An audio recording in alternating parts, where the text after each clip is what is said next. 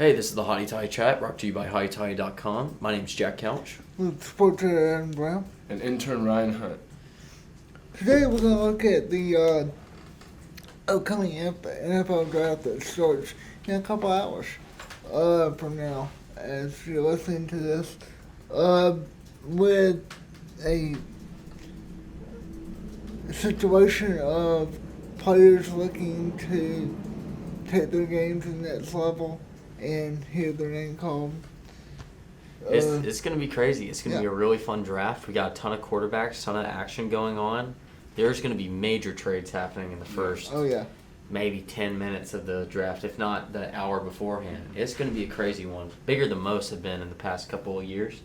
I feel like this is just a stacked lineup. You're looking at people like Anthony Richardson and C.J. Stroud and Bryce Young and Will Levis and Anthony Richardson and Witherspoon and Gonzalez, and I could keep going down the list, but we have a stacked amount of guys. These guys are going to be like, oh, these guys have lasted in the NFL for years and years. Mm-hmm. And that's what you're looking forward to in this draft. It's going to be insane. So really we're just talking about who we think is going to go kind of soon, who we think is going to drop out a bit. And I really think right now we have the whole, Will Levis. They're all talking about him going number one. He told his family this past week that he was going to go number one. Just bet on him. And I don't know if it's how it's going to be, but apparently Vegas is getting an influx of bettors right now because his lines just dropped from 4,000 to 400 within 7 hours of each other. And personally, I don't see it. I don't see that he goes first overall. It's just he's not the guy they're going to take. You're going to take C.J. Stroud or you're going to take Bryce Young, two people that have proven themselves on the field over and over again. And then after that, you have Anthony Richardson. And then after that, you got, even Stetson Bennett could be up there. Mm-hmm. It just depends. Will Levis, I just don't see being a 1 or 2 draft pick. I think it goes to C.J. Stroud or Bryce Young, and I really think Bryce Young's the number 1 overall. I mean, I do too. I think Bryce Young is going to go to the Panthers because there's too many signs that point that way now with what we've heard from Sunday until now, with how the Panthers have already looked at a food regimen for Young and stuff like that, which could change in the amount of hours leading up to the overall first pick. But everything points to Young being that pick for the number 1 spot. But like we all know, there are going to be 4 or 5 quarterbacks taken in this draft that could be anywhere from 2 to late first round, early second round. Yep. And I think I was going to say, I mean, I haven't been this excited for a draft in a very, very long time. I think it's going to be very highly entertaining. You're going to see a lot of people go a lot of different ways, but you don't really know that 1 through 5 is kind of all over the place. I think Bryce Young goes 1 no matter what, but you're hearing Will Levis going 2. You got Stroud, you got Anthony Richardson, and you even got some guys like Will Anderson, who I think is the best defensive player in the country. And then you look, that he might not go top 5, but the person I think who's going to be the sleeper in the draft, and me personally, I think is going to win Offensive Rookie of the Year, is Bijan Robinson, from running back from Texas. I think he is. I don't know. People might disagree, but I think he is the most talented player in this draft, and I think he will have the most successful NFL career out of all these guys. But it's very interesting what we've seen the last 7 hours and what's going to happen from now, while we're recording this on Wednesday, to what's going to happen a couple hours before draft night when it comes to Will Levis going number 2 overall, or Anthony Richardson or Stroud. But if I think you're the Texans, I think you take the easy pick. I get why you like Will Levis, but I think Stroud is like you said, has proven himself reliable. He can play in the big moments. He can play in front of big stadiums. He can play on the biggest stage in the country and perform. So I think it's no doubt that Bryson goes 1 and Stroud goes 2. Yeah, I get that, and I'm on the exact same page as you. And another thing that I was really thinking about is I'm counting the teams in my mind of who needs a quarterback. You look at the Texans, you look at the Colts. They're not playing Matt Ryan again, I'll tell you that right now. Mm-hmm. You're looking at, the Panthers, obviously. And then you even have Falcons being in that race somewhat. They don't want to go with Ritter. You have the Eagles who just traded for. You have Love behind, but you've never really. The Packers. Didn't mean the Eagles. Packers have Love behind, who you've never really seen play. Right. They might want to pick somebody up for a little bit of competition, and then even behind that, you got. I mean, you just looking around. You look at the Steelers, who haven't had a steady quarterback. There's a lot of teams. Even the Titans right now don't have a steady quarterback. Mm-hmm. That's 7 teams that are looking for that guy, and that's just a crazy market. I mean, we could see 7 quarterbacks go in the first round. It'd be the first time ever. The largest one that we ever had was 5 going in the first round. We have a chance to break that by 2 people. Mm-hmm. That's crazy to think about. And I can only name probably 8 or 9 quarterbacks going into the draft right now. So you're looking at 7 guys that we all know is that, hey, this might go here and this might go here. But then you look around and you go, okay, you need defense, that's fine, you drop one off. So you're looking, who are your 5 quarterbacks in this draft? They're going to go in the first round. Mm-hmm. And you know, Stetson Bennett's over in that. Well, he's in that conversation as the 6th quarterback in. And you know, Hendon Hooker, exactly. Hendon Hooker's looking great. He's a phenomenal quarterback, and he showed that he has the arm. He's able to move, and he's able to press even after his injury this year. And then you have, especially Bryce Young, who we know is going to go. I won't say no, but I'm pretty sure is going to go first overall, right, depending on how they've been talking to him, and we have this plan for him, and doing this, and this. And Panthers are just that guy. They're going to be all over him the entire time. And they've been all over him since they even figured out that they were the first-round draft pick. They've been planning. They've been precising. I think this is going to be an easy pick. That's what's going to happen. From then on, you look at a bunch of SEC guys going. We have a lot of linemen, especially like Broderick Jones, the offensive tackle. Mm-hmm. He's one of the best tackles that's coming out of Georgia since last year, 99, mm-hmm. Big 99, who I forget his name right now. But I mean, they have great guys, and we're looking at people that need some offensive linemen. You especially look at defending for Devontae Adams, mm-hmm. for he is having that over at the Raiders and being able to protect him. You have a bunch of guys going there, and we need that, and they need that for their young quarterback. And they also could take a quarterback. It would be bold, but they could. Please. Yeah. And I think you could. I think without a doubt, the record gets broken for quarterbacks. Not maybe in the first round, but in the draft in total. Because you even got a guy like Jake Haener out of Fresno State. He threw for 4,000 yards, 33 touchdowns, and 9 interceptions. And he won this MVP of the Senior Bowl this year. He's a guy that is on nobody's radar, but he's still, with stats like that, the way he's performed on national levels, he could even go. So I think you're going to see a wide variety of people all throughout. I think you got guys like the offensive tackle you said, and Jalen Carter, I think is so. Will Anderson's another one. Those guys. Will Anderson's so talented. And then you even got guys like Darnell Wright from Tennessee, who I think is incredibly talented. Yeah, but I mean, this is just going to be a stacked draft for the SEC on top of everything. Mm-hmm. It really is. This is we are the football of football in the college football grand scheme of things. And that's just how we are. We're going to be dominant. We've been dominant for the past since 2007. We haven't been outdrafted by anybody. In 2006, we tied the Big Ten, and prior to that, we won the past 4. So essentially, from 2001, we have been the number 1 output of NFL draft picks. It's in 22 years now. 22 years. That's crazy. And you're looking at this draft, and this is no different. This is us. We have the best players. We got the best players going. And now let's talk about a little bit about Ole Miss. Mm-hmm. We see some players, of ours. I think we're going to go high second round. Mingo. Mingo. Heath. Booker. Ethan Evans, I think, going in the low second, mid third. I think that's going to like his range. I'm feeling good. We might not have a first rounder. That's completely fine, but we're going to have a ton of second-rounders. Well, I tell you, you say Evans high third, low second. Don't be surprised if he doesn't toy with that. Oh, yeah. High second, maybe low first round.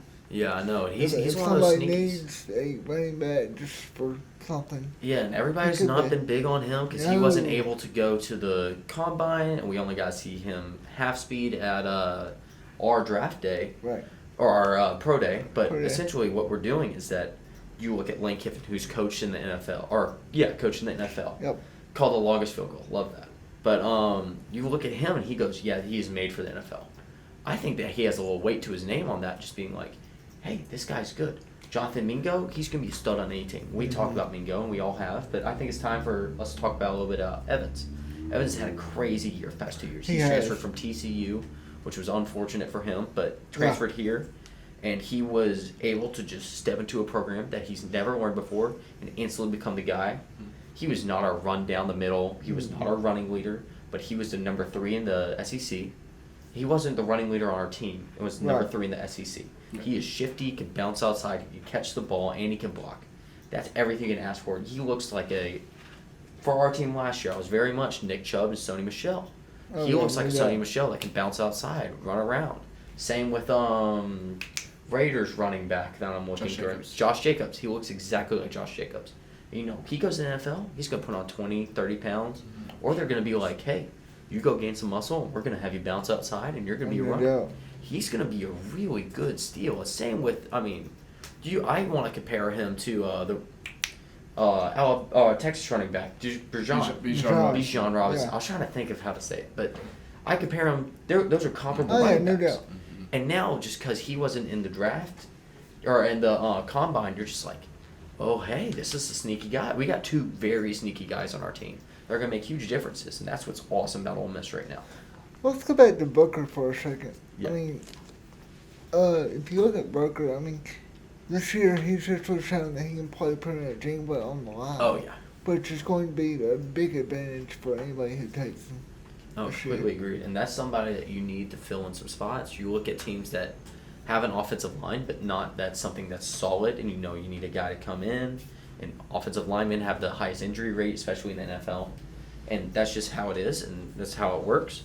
So you're looking at teams like the Bengals who need that guy to be able to go, hey, he's hurt, you're in. Because you know every play, you know every position, and he's smart enough to go do that. Right. And you're looking at, I'm looking down the list of teams right now. And what about the Jets? I see the Jets. They could theoretically take him, but I think that he's going to be a second rounder to the Jets, fake thing. But still, if you're a second rounder to the Jets, it's pretty good. Let's put this out. Your quarterback this year is going to be Aaron Rodgers. Yeah, it's pretty sweet. So, that would be pretty sweet. And you get to go meet some other Rebels up there. Yeah. It's going to be sweet. And then you have, that team camaraderie coming right into it. Right. I think without a doubt, the Jets, I think if you're the Jets GM right now after the amazing trade you pulled off in getting Aaron Rodgers, I think you absolutely go get a rookie, especially someone like Mingo. I think Mingo is very talented. He's someone that Rodgers likes when you look at compared him to a Randall Cobb in years past, and I think that's something that the GM for the Jets will absolutely love in getting a rookie receiver to fit with him. Yeah, and you go and you look at him being able to go up with Elijah Moore, and they have team karate right here, and you know that those two know each other and they're talking and in cahoots. Mm-hmm. You gotta be like Elijah Moore goes up, hey Rodgers, I have a guy that looks exactly like Antonio Brown and AJ, and you go, hey, he's gonna be just as good as these other guys. Let's go get him. Roger goes, this new kid's absolutely right. Let's take him. Yeah. And let's just backpedal real quick. What do you think about the Aaron Rodgers trade? Just while we're on the topic, let's talk about it. That's what I wanted to go to. For me, it's one of those situations. Aaron is in his Aaron. He's got 2 or 3 more years at most. So is this a move? I don't want to compare it to Brett. That when Brett did this. Yeah. But I'm not going to. But is it a situation to where come January we're talking about him playing for Super Bowl in February? Yeah, and I don't know if that's the case just because of the Jets are the Jets, and they're always going to be the Jets, and that's just how it is. But I really do. I want to talk about this trade, and what I say is I don't know. Is Aaron Rodgers, he does crazy things all the time. Yeah. It's hard to judge him. I don't think it's like Brett Favre because I think this is more of a Tom Brady of I don't think we're going to be able to cooperate anymore, and I got to go make sure my legacy lives on, period. Yes. And this is just like Tom Brady did. I'm going somewhere else to win a Super Bowl in 3 years and be like, hey, I'm going to go down as one of the greatest of all time. And that's why he made this trade. And that's why he requested this because he wasn't getting anywhere with the team that he was on for 20-plus years. Mm-hmm. Now, let's talk about the trade. I think that the Packers won this trade by far. No doubt. They crushed it. I feel bad for whoever. I don't know who the Jets GM is, but I just feel like it was a bad trade all around. And, that's Rodgers being like, hey, I want this. And that's fine. And if he stays on the Packers, that's fine. But he's been going for a trade. He's the same as other people have gone, hey, I want to trade every offseason. He's like, no. I'm going to stay on my team. I'm going to be a Packer for life. Now it's finally happened. You're looking back. He got 2 conditional draft picks and 3 normal draft picks out of it. I mean, they got a steal for a player that they didn't really want anyway. That's what's nuts. He is one of the best quarterbacks of all time. I'm not arguing that. It's the Green Bay Packers were ready to move on and start somebody else at quarterback. And I've known this for a while. But that trade just stuck out to me of being like, wow, I cannot believe that happened. And I think it was part of a move, kind of like what Brady did going to Tampa. They're going to sell their soul for 3 years, and they're going to give up anything they can to get close to a Super Bowl or play in a Super Bowl. Something Jets fans have not seen for a very, very, very long time is being a contender. Now you got your core piece, and you saw it when Brady went to Tampa Bay. People want to play. You got guys that are free agents that want to come play. Who wouldn't want to go live in New York City and play for Aaron Rodgers and play at MetLife every Sunday? Yeah. It's hard to say no. You got young guys like Garrett Wilson, Sauce Gardner. Sauce, yeah. I mean, who's Sauce. Legit? Let's say they go get a receiver, and then you put it with Aaron Rodgers. Plus, you got a bunch of free agents, guys like Odell Beckham Jr. You got other guys around the league. I can't come up with any names right now, but you got guys from around the league that are free agents that are going to want to come play with a Hall of Fame top 10 all-time quarterback. That reliance is going to be there. Yeah. We can say the Packers won the trade in the future, absolutely. But I think this is a move on the Jets' part. We're going to sell our soul. We're going to sell our everything we got, and we're going to go compete for a Super Bowl in an AFC division that they can easily win now. Oh, no doubt. Easily, which is really sad to say. Yeah. But yeah, that's just the Jets are they're making moves. I see them trading around this draft too and trying to get some picks back. I honestly could see them trading out of the first round just to get some picks back in the second and just build this team around. Especially if I'm the Jets right now, I'm like, yeah, let's get them some weapons. Mm-hmm. Let's make sure we get them weapons. We make sure we get them protection. Let's trade out of the first. I want 2 second round draft picks this year, which I think 4 teams have. Right. And then you go, hey, I got 2 extra draft picks on top, so I'd have 3 second-round draft picks this year for my first rounder. Let's build a team around. And again, sell my soul, and this is what's going to happen. And then on Thursday night, you can sit back. You just sit back and watch the fireworks. Watch fireworks happen. Yeah, you sit there and you mark names off your list, and you look at the head coach, which I do not know because I'm not a Jets fan. And you go, hey, we're doing this. This is what's going to happen. This is Moneyball. We got you the quarterback that you wanted. Now it's time to build a team around him. Yep. It's not going to be this first rounders that are going crazy high. Right. But it's going to be people that we think is going to be able to make movements and momentum and build this team around him to have that depth of field. And that way you can also build your salary cap as you're going into the second round. You're not spending that first round money. Yeah, exactly. And, I think that they're going to gobble up almost every person that goes in free agency this year. Yeah. It's going to be a, fight all, be all easily. And that's what's going to be fun about it. I'm really excited about this draft.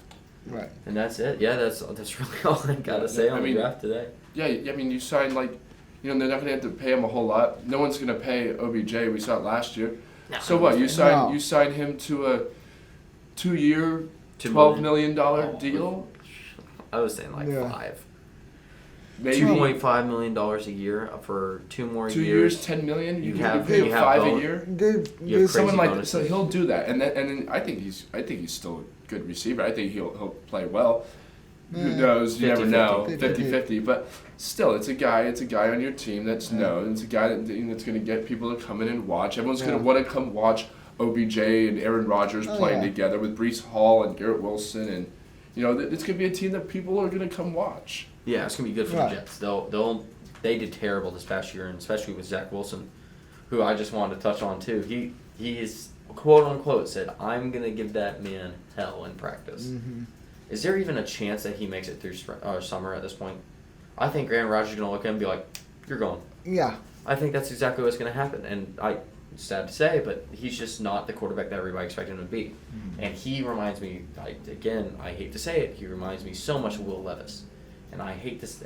He's just, Will Levis can go and he can run plays, he can run the ball, he's able to make decisions, not in pads. Right. When he's in pads, he can't perform. And you look at a guy, we have a guy on our team right now that I feel like is named, ends with Dart, but essentially he's a great practice guy. He's the guy who's the man in practice. Same with Zach Wilson, same with Will Levis.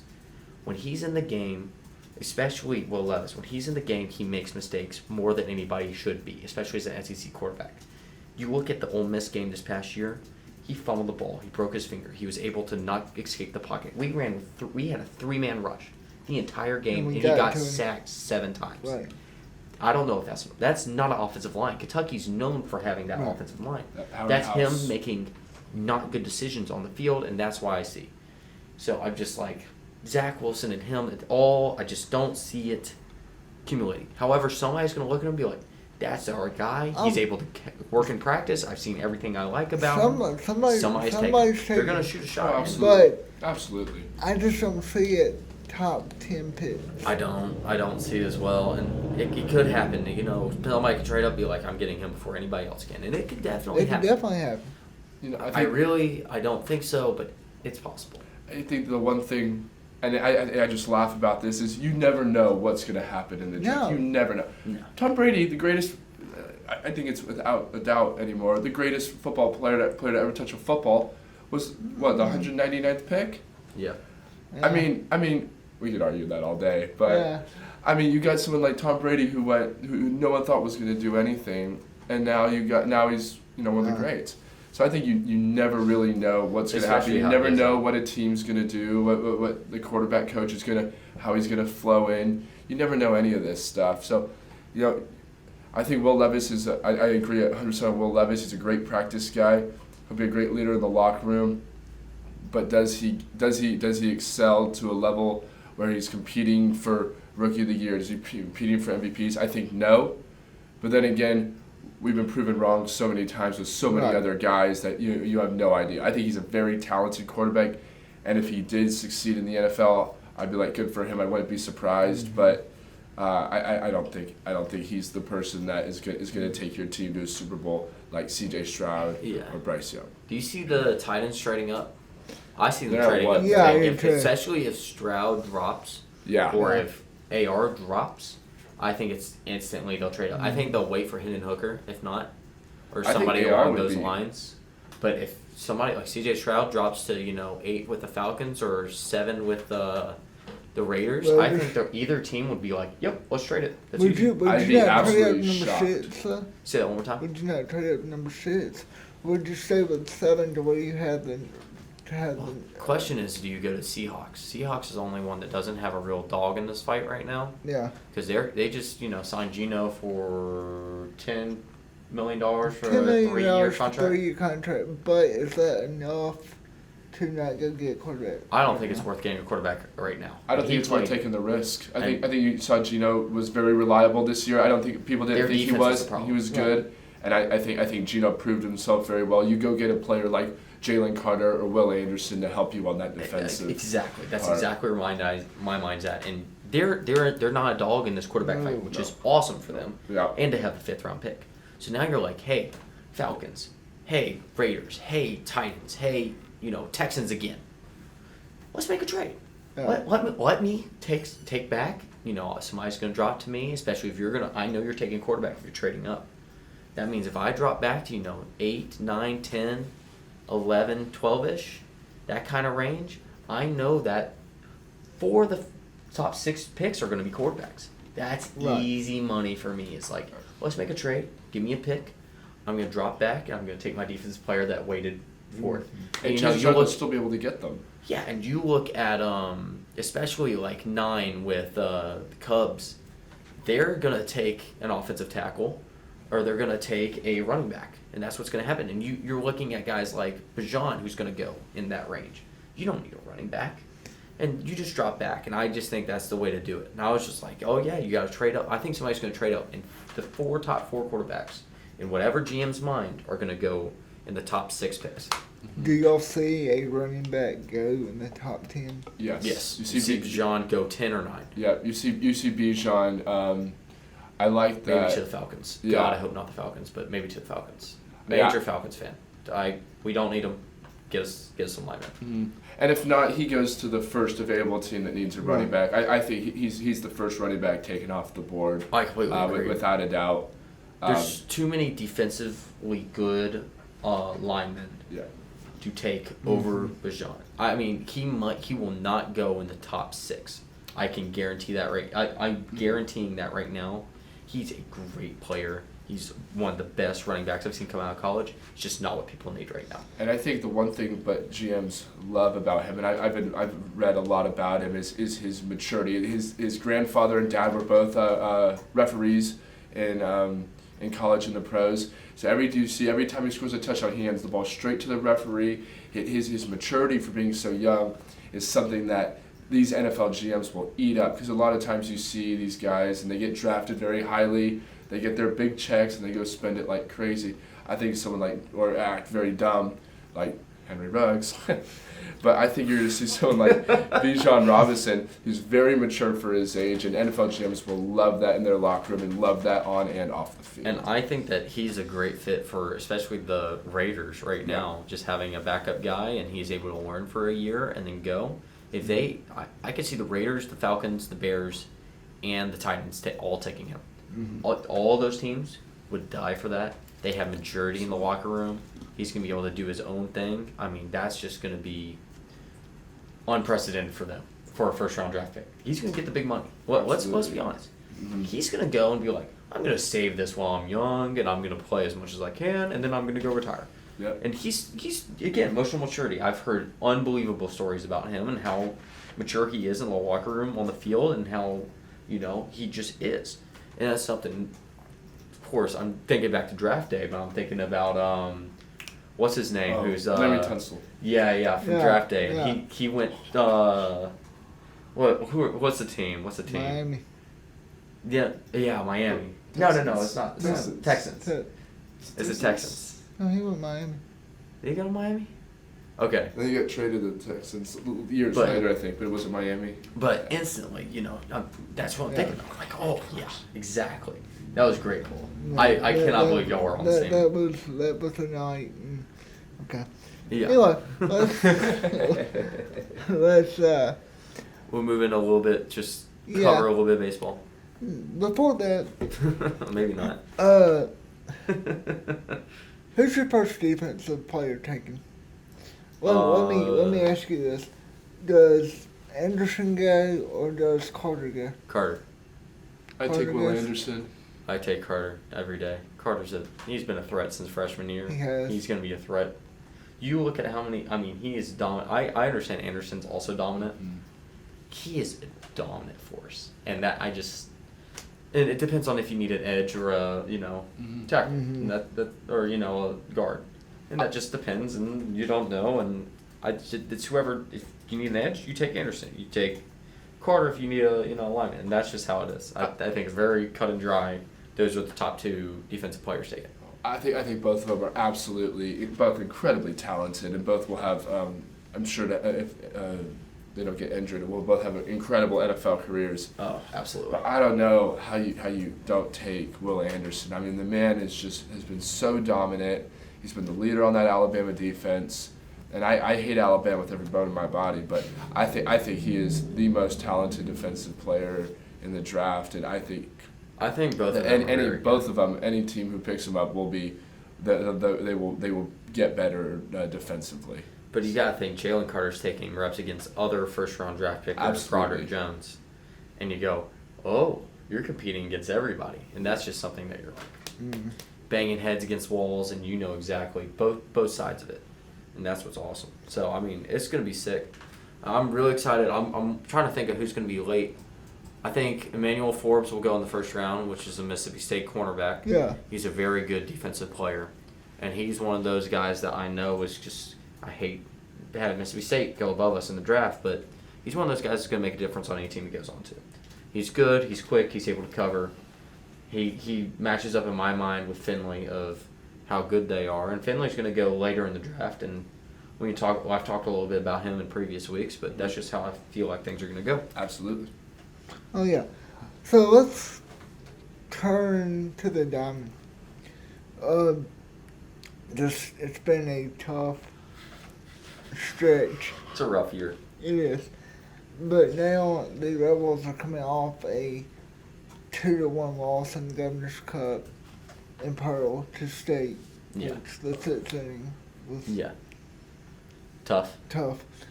But now you play a 3-game series against Georgia, who's coming off a sweep of Arkansas last weekend. Yeah, this is usually not great for us, and we're just going to have to go out there and try to make something happen. And, this is kind of what I was expecting with our season. We just won a national championship. We lost a lot of people that were key components of our team. And it turns out I was wrong, and nobody really they weren't prepared to step up yet. Which I feel next year, I feel more confident than ever that somebody's going to step up and be able to make that happen. But right now, it's just we need that guy to just step up and be like, hey, we're here. We just got to make a push. We just need to make it to, if we get out of the SEC play, then we're really done. That we need to be the top 12 teams. And if we're 13 or 14, we have to win this weekend. We have to sweep. That's what happens if we sweep Georgia. They're below us. And that means that we're 13. And then we sweep Missouri, and then we're 10. Or we're 12. Mm-hmm. Then we get a shot. And we get shot again at LSU. And that's all we can ask for right now is a shot. Because right now, with our record and the amount of games that we play, even if we sweep and run the rest of the season, it's even debatable that we'd be the 64th team into the playoffs. Right. So we really have to go win the SEC to even have a shot. You're right there. We would have to go to Hoover and actually win. We have to win, yeah, and that's just the cold hard truth right now. Yeah. Is that we're not good right now, and that's how it is. For us to get a bid right now, we would have to go 10-2 the last 12 games. 12 games. Yeah. Which, yeah, it's a rough road ahead that we have, and I know this, and I've known, and I've been hoping, and it's just we never had that point like we did last year, right? And now it's too late to have it. Yeah. And it's part of baseball, and I understand that we lost so many people, and I'm perfectly happy with our national championship last year. I am too. And you look and go, this is a rebuilding year. And you look towards the future, and you go, yeah, and we're going to be dominant going forward. You disagree with that? I don't disagree with that at all. Okay. But I'm formulating how to ask a question. We all know it's a rebuilding year. Yeah. But at what point do you play freshmen? No. Exactly, but at what point do you cut the fat after the season to go after a deeper roster than what we have now? Or right now you gotta see what people have, and it's not starting them by any means. Yeah. It's, hey, we are losing by 8 to LSU in the top of the 6th. Let's go and see what other people have. Things that have things going on, and let's see if they can make a difference. Like we had Utermark going, and he was a big player, and he's somebody I see stepping up in this coming year. We have Ledje, who might be able to stay one more year if he really decides to, and he's going to be able to step up it because I feel like he's got a feel now. And same with Kemp, and Kemp going up to pitch on the mound. That's something that was a positive sign to me of, hey, we're going to try what we can and see what's working and what's not, and this is now a trial and error kind of deal. And I saw that with our team, and as much as I hate it, it's just something we got to do now to make sure that we're keeping up with the times. Absolutely. I know where you're at with that, and this will be for a later podcast. Yeah. Down, but do you see us cutting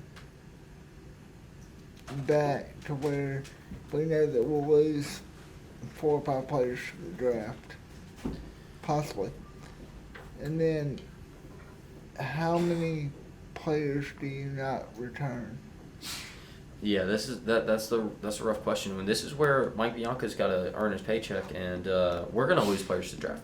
I'm thinking of 4 off the top of my head that are pretty much have been like, we're going. Yeah. Like that's it. And GG's. It's been awesome. Right. Great game. I love Ole Miss. Thank you for everything. Yep. Won a national championship. Let me go make my debut in the Yep. league. And now it's just this is why we pay Mike Bianca the big bucks. Mm-hmm. We've had one of the top recruiting classes for the past couple of years, out of high school, I should say, and we have not been attacking the transfer portal as much as we should be. Mm-hmm. And we've had people come through transfer portal that we thought were going to be good, but it turns out that doesn't correlate. And now we learn from our mistakes and we move forward. And again, this is Mike Bianco, and he is a great salesman of our team. He is able to recruit. He's able to, I'm not going to say buy, but make his way and pave it and be able to do, hey, this is my team. This is what we're going to do. This is we have the best facilities in the nation. I don't see us ever being out of the top 10 recruiting classes. We are one of the best fan bases, best facilities in the nation. Best fans. Mm-hmm. We do everything right here. We need to go win another national championship, and that's what you pitch to these kids. And that's something that we need to see moving forward, is that we're going to be like, hey, this is happening. This is what's going on. Let's do it. And that's just what we got to see. We're going to lose players this year as well, and we're going to essentially be left with nobody from our national championship team, which is completely fine. It's time for other people to start stepping up and not relying on this national championship to get to our heads anymore. We won. It's now obviously over. But you look at teams like Vanderbilt, who have bounced back this year. Vanderbilt, after winning the national championship, almost didn't make they didn't make the SEC tournament the year after, or COVID. Then the year after, they didn't make it. And then now they're finally getting good again. That's what's happening to us. You look at State. State was terrible last year. They're still terrible this year. But I assume that they're going to get better next year because they were looking like they're improving steadily, especially in all the games that I've been watching. South Carolina is another great example. Completely agreed. And South Carolina has pitching that was unreal last year, and now they brought in 2 bats, and guess what? They're up in the top in the country. Exactly, and it's the same deal. It's baseball. It's very different. It depends on if you're hot or cold, and it's just you got to move this forward and make it happen, and that's part of the recruiting, and that's why we pay Mike Bianca the big bucks. Because right now we all know that he's the recruiter, and he's one of the best recruiters Ole Miss will ever see in the history of Ole Miss, and that's what he gets paid for, and that's what he's going to go do, on top of being a great coach. So that's my statements about baseball right now, and it's a tough scenario to feel like, especially I'm a senior right now, so it's tough for me. I'm like, man, couldn't have won it back to back, really? Yeah. But it's just we didn't have it, and that's all you can say. You have it or you don't. We didn't have it this year, and now it's time to make something happen, or we're just gonna move on to next year. And I've accepted the harsh reality that is. And I assume that we're still going to come to baseball games as much as we can. It's just like we go to football games. It's just we got to move up, and that's how it is. So yeah, but that's all I've really got to say, and I don't know if we got anything else to cover this week. I think that's it for this week. I think Awesome. It's one of those situations where let's just go prepare to have fun watching the draft. Yep, absolutely. And we're gonna have a special podcast coming out, I believe, either Monday or Tuesday next week. It's gonna come out Monday. Coming out Monday next week, and we're gonna be covering the draft and who went where and how we feel and what our thoughts are, and then cover our Ole Miss players. Right. So we'll see y'all next week. And Adam, what do you got left? That's it. Just have a great weekend. Awesome. Enjoy the draft. Follow baseball this weekend. Awesome. Yeah. Catch y'all later.